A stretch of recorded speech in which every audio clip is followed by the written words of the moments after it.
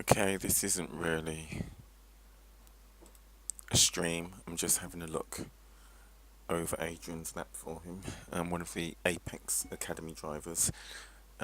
He's also running the V8 Supercar. So this is his hot lap from Oran Park this week. 1 minute 7.6. I'm just going to see if, just by watching his lap, I can see where he may be losing the half a second, 6/10 of a second that he's looking for. I might not be able to spot it.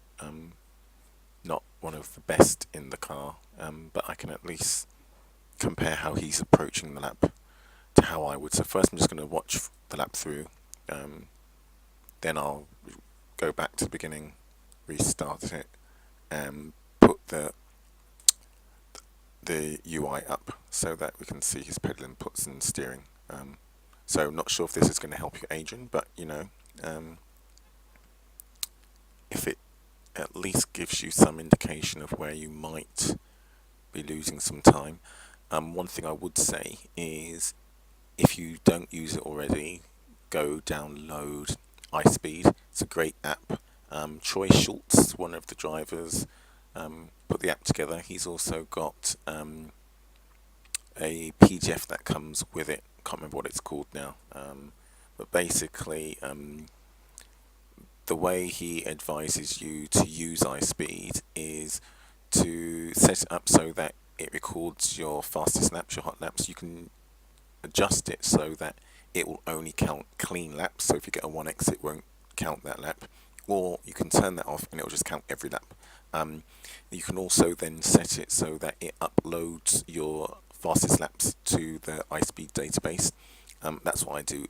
So for every session I'm in, I always have it running and I always upload my laps. So don't, again, same thing as I've said before, not the fastest guy in the world, so it doesn't really matter whether anyone can see my lap times. What it does do though is it means that there's a central repository where all drivers that use iSpeed can open the iSpeed lap analyzer, which looks a lot like the old replay analyzer you had for Papyrus's NASCAR. So another community mod, and you can overlay your telemetry. It's only basic telemetry, but you can overlay your telemetry for the lap against another driver. Now, what Troy advises, and it worked for me, is not to compare your lap to the guy that's 2-3 seconds faster than you. Just go find someone who's a second faster than you at the most. It doesn't matter what speed you're running in the car. If you're 10 seconds off the pace, go find the guy who's 9 seconds off the pace. Compare your lap to his lap, see where he brakes, gets on the gas, steering inputs, gears, and second by second work your way up to being in that 2 seconds off the fastest bracket. So enough talking, let's just watch the lap, have a look, and then if there's any pointers, Adrian, I'll try and point them out. What you might want to do also though is get Dean Prescott in the Apex Academy, or Trevor Johnson. If you can get Trevor Johnson, or is it Jesper, they're two of the top split, really fast, alien type fast drivers. Trevor's really helpful, he's a really great guy. And if you ask him to have a look at your lap, he'll let you know exactly where you're losing out. He might, if you're lucky as well, if you ask him nicely, he might download the setup that you put in the forum and run a lap and compare how it feels to him. So let's run the lap through.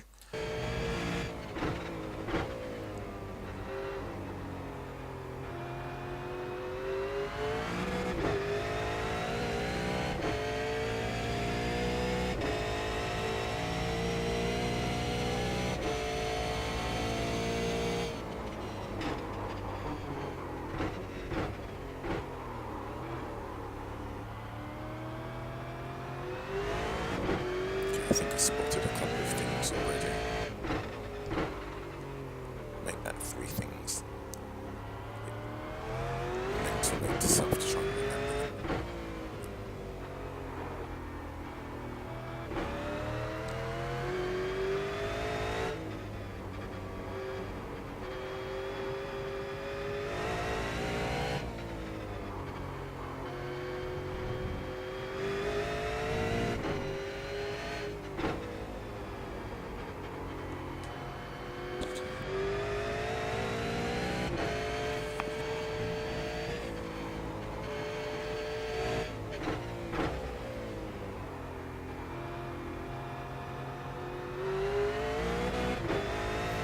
Okay, it's quite a tidy lap. Well, it's a good lap. I mean, you've got a 107.6. Madison Down, I think, is sitting at a 105.2, something like that. So you're talking about being 2.4 seconds off the fastest guy so far this week. And around a track like this, that's not too shabby. If you consider your biggest problem for most drivers here this week, anytime you're at Oran Park, one of the reasons why it's popular with those that love it and those that don't hate it is people will just fall off because the track's really, really technical. So a few things I saw that I won't say are good or bad because I can't judge. However, what I will say is how it differs to my approach. That's all I'll say, how it differs to my approach, and if I were in your shoes, what I would be doing or trying to get the car to do. So first thing is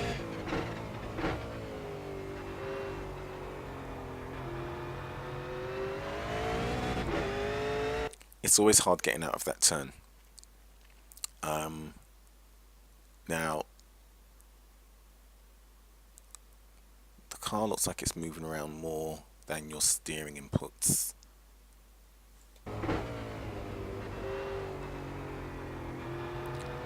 So,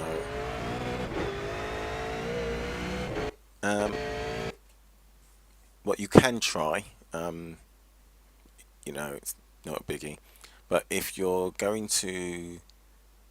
looking for that ultimate qualifying lap, the line you took is the line I would take when I'm normally running laps and racing, and it's the line I would take when finishing the lap.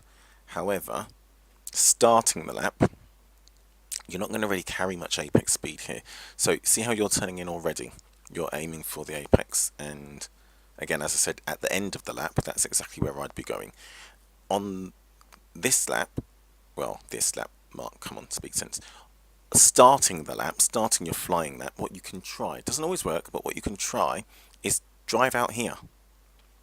Put the car right here. You can go pretty much as slow as you like. Just get down to 60, sorry, itchy nose, 60k, 80k, just let the car drift right down here slowly, and then turn the car across the apex. So you were struggling, as everyone will, to get the power down coming off the apex. You're going to struggle. Don't smash your foot to the floor. There's no point in this car. This car will spool up the rear tyres like nobody's business. So squeeze it. Everyone will say something like, imagine you've got a squash ball under the pedal, or anything that gives you that sort of resistance. So squeeze the throttle. You're much better off squeezing it down firmly, smoothly. So the same way, imagine when you taking driving lessons and they first told you how to do the emergency stop. They said, don't bang the brake, you'll lock up. Squeeze it firmly. So again, in this car, squeeze it firmly, squeeze the accelerator firmly, and use the torque to pull the car off the apex, get up to speed. If you jam your foot to the floor too quickly, you'll just wheel spin the rear wheels. You're in second gear, you're going to light up the rear wheels, and even if it's fractionally, you've lost forward momentum. So drive it out to here, and then as soon as you get to the point where you think, okay, I'm going to hit the wall, just turn 90 degrees, well, less, 80 degrees, 75 degrees, and just straighten the car up. Make the straight about 8, 9, 10 meters longer. So get a nice straight run down the straight, and your gear shifts, my gear shifts can be shaky at times, but don't bounce off the rev limiter. That's what I would try to avoid. Every time I bounce off the rev limiter, I put in a slow lap. You can short shift, don't short shift too soon. I don't know where the peak RPM range is for this. Art's one of the faster guys in the forums, or again, Art's Trevor. But if you're hitting the rev limiter, I always think, well, the car's not accelerating anymore. So yeah, enough talking. Get out here, give yourself another 8, 9 meters, and then just accelerate smoothly down the straight. So on the final lap, you can try that, but you might hit the wall. But I'd do what you just did just here. So coming down here. Now yeah, I start braking the same way you are. Now, how do you take it? Let's see. What gear are you in? Okay, so let's have a look. Yeah, so let's back it up.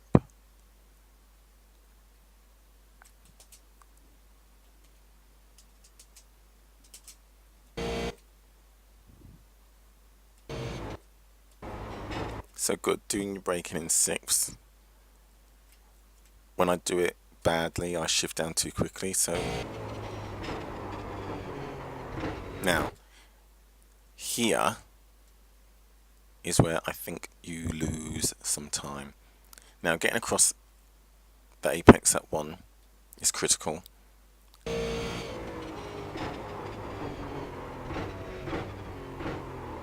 Now, that all happened too quickly.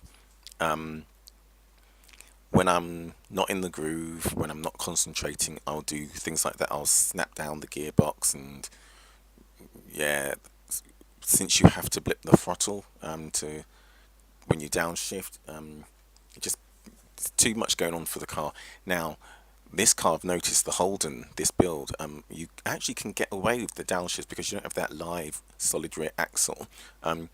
Sometimes when you downshift, if you're in the right rev range, you can get away without blipping. However, sometimes it will just kick you in the rear end.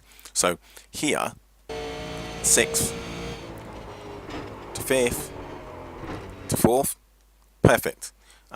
Nice and smooth. Now you could have stayed in 4th a bit more, longer I should say, maybe half a second, get some more speed off, then drop into 3rd, or get down to 4th sooner, just a little bit sooner, but that quick 4th, 3rd, I think upsets the car. You then get down to 2nd, which is fine. Turning looks like it's going to be okay, but can you hear the tyres already? The tyres are screaming enough, so the car's sliding a little bit, scrubbing a bit of speed off.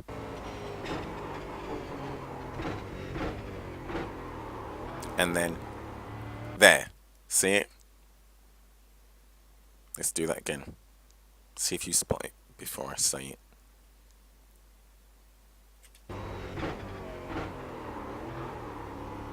Okay, the car seems to lose momentum as you're approaching the apex. Could just be my imagination, but listening to the engine note and watching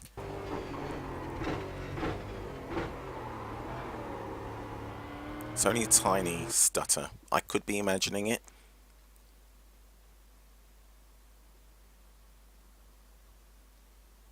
So let's look again, just in case you haven't seen my Facebook. I woke up at 3:30 this morning, so I could just be imagining it.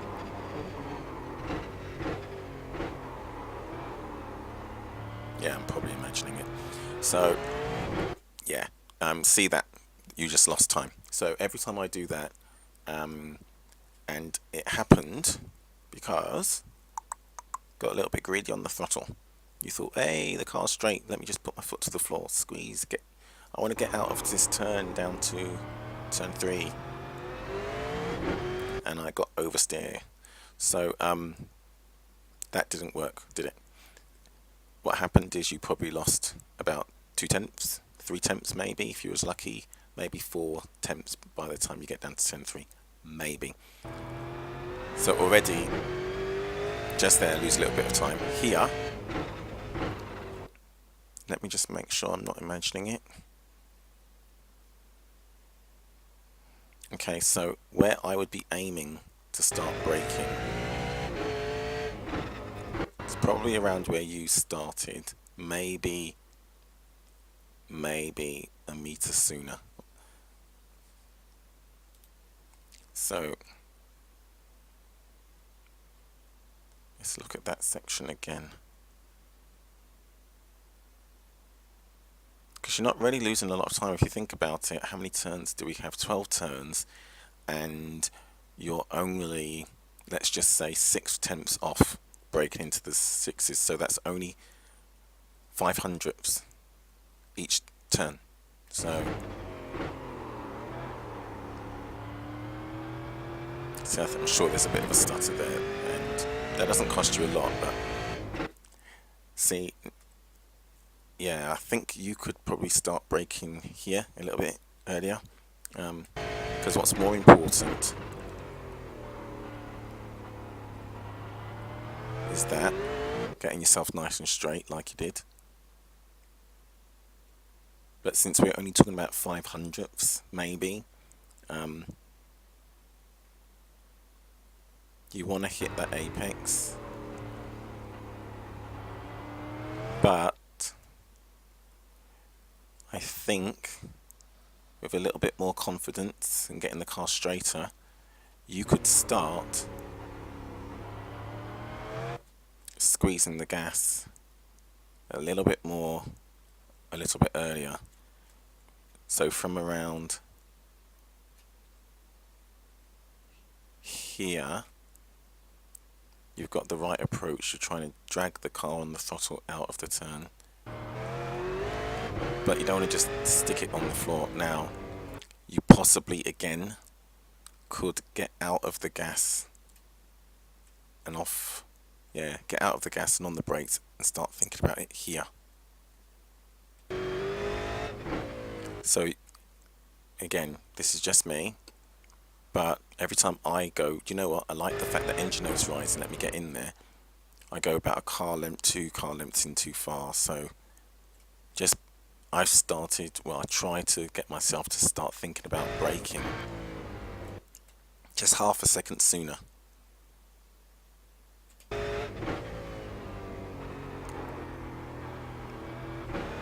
Now, that gear shift, I know you mentioned that going up the hill you think you lose time. I don't think that gear shift just helped you. So this car, unlike the FG01, is much more forgiving on acceleration. So you're in second gear, the same place you started accelerating,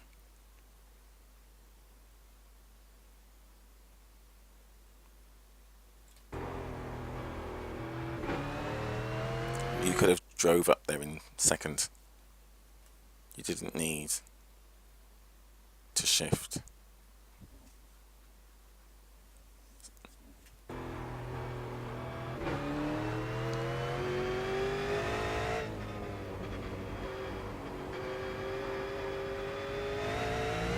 And there, you nailed the apex.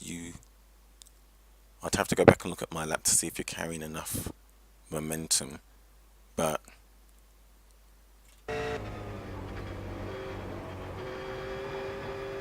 see where you're not losing a lot of time. Remember, we're only talking about like 5/100ths possibly each turn, but you probably could have squeezed the gas a little bit more, a little bit sooner. And there, this section always catches me out. Again, you get sucked into hearing the engine note rise, wanting to let it keep rising.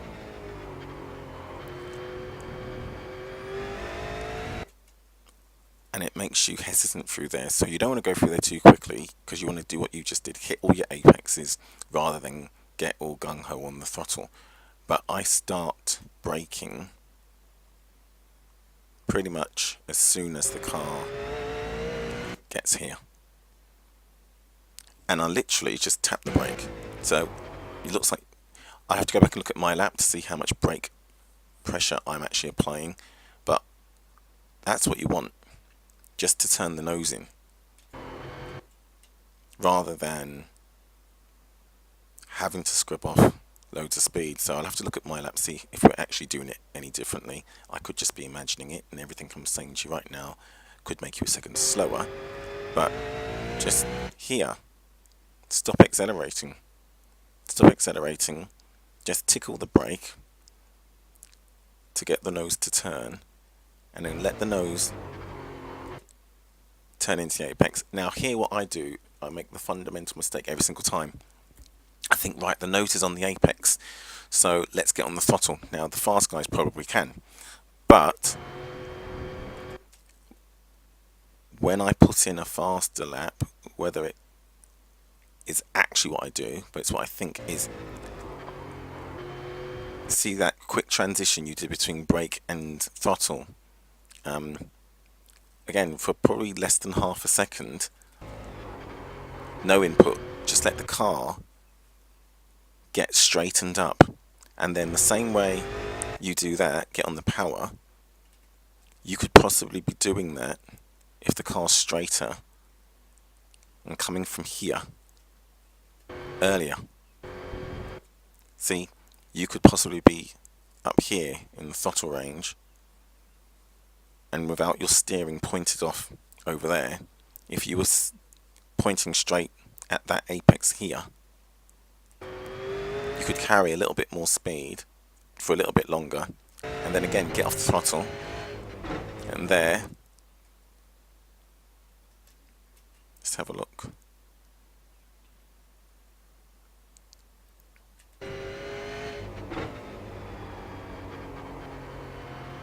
So in this section, I don't get it done every single time, but essentially what I'm saying is this car rewards you for digging up all of those old motor racing cliches. Do everything in a straight line, so brake, accelerate, straight line. If you're steering and braking and accelerating, car doesn't like it far too much, doesn't like multitasking.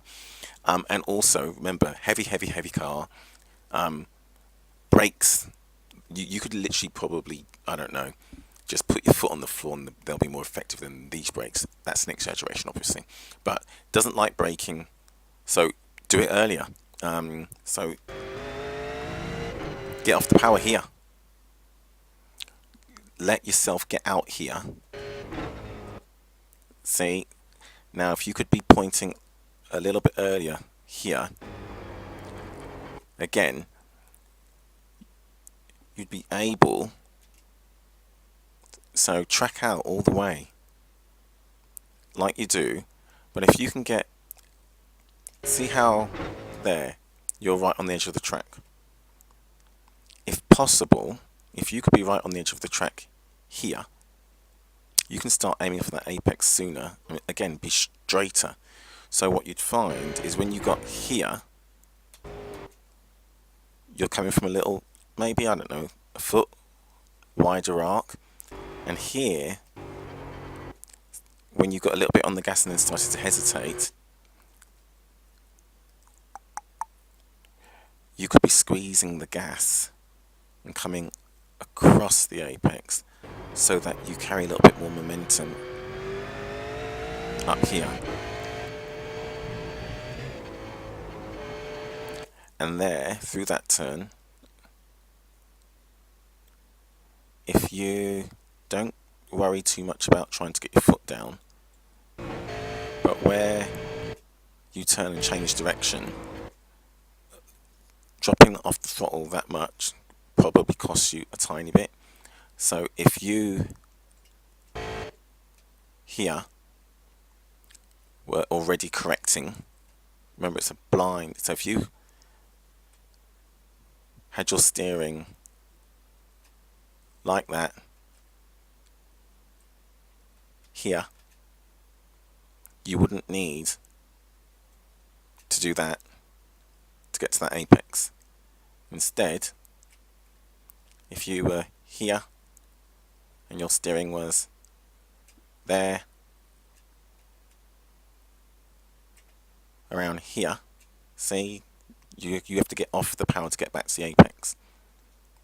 It's not easy to do because you have to anticipate it. So here, come off the throttle a little bit, get down to around here, or just turn earlier, and then don't move the throttle. You could leave the throttle around 33% here and literally kind of just drag the car through. So rather than having to come off the throttle and use steering to get through, you could just be, what's the word I'm looking for? Continually just pulling the car, and instead of dropping down 3-4 miles an hour, whether it actually looks like that when I do the lap, I don't know, but in my head, I don't drop the speed. The car is still pulling across. and then you'll see I get rear-ended because I do the same as you. I stop accelerating sooner, get the car down to speed. Now let's look at that in real time because I want to see how you approach the final turn.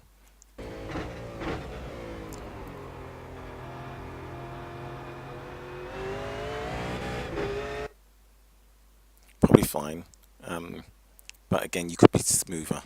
Now remember, this is pot calling the kettle black and all sorts, because remember, I'm not the greatest guy in the world, and I probably don't execute what I'm actually saying, but that's my attempt. That's what I try to do. That's the goal in my mind. So I could be imagining it, but again, if you imagine that you maybe here, when you start turning, so the car's a little bit straighter. So right now you're not at the apex, but if you were a little bit straighter, you wouldn't have to be afraid of hitting the wall, and you do exactly what you do with the throttle, except not so aggressively. And you just keep, from here, you keep squeezing, and you keep squeezing, rather than what I'm imagining is you're thinking, oh, this is a good lap, and I'm about to get the car straight, so quick, let's get my foot to the floor.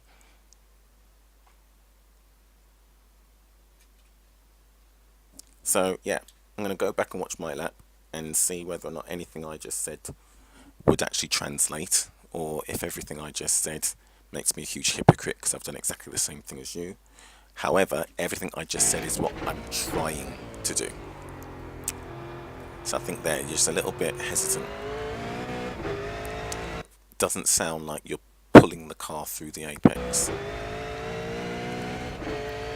So yeah, so your time is literally a second off my optimal for the week. So your fastest time is about 7/10 off my PB for the week, the cleanest one I've done. In offline testing, I did, I think, a 106.1, but I can't remember whether I had this week's weather.